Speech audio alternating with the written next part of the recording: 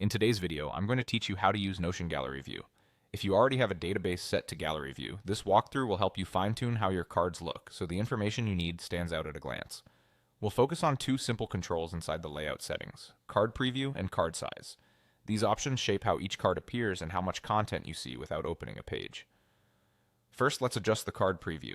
Open your database's menu, then go to Layout and find Card Preview. You'll see three choices: page cover, page content, or none.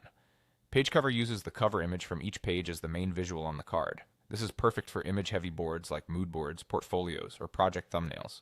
If a page has a cover, it will fill the top of the card and give you a quick visual cue.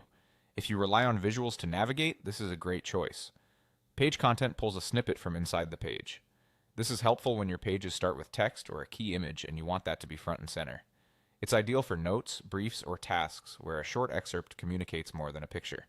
You'll get a readable preview that helps you decide whether to open the page. None removes the visual preview completely and focuses your gallery on titles and properties. Use this when you want a clean, minimalist grid that surfaces only the essentials. It's also a good option when your covers or content snippets are inconsistent and you prefer a uniform look. Next, let's set the card size in the same layout panel. Choose small, medium, or large. Small fits more cards on the screen, great for scanning many items at once. Pair small with none for a tight, information-dense board. Medium balances readability and space, working well for most setups, especially with page content previews. Large gives you roomy cards that showcase covers and longer snippets. It's the best pick when visuals matter or when you want fewer, more detailed cards in view. A few quick tips as you decide. Your choice of preview and size should align with the purpose of your gallery. If your work is visual, lean into page cover and medium or large.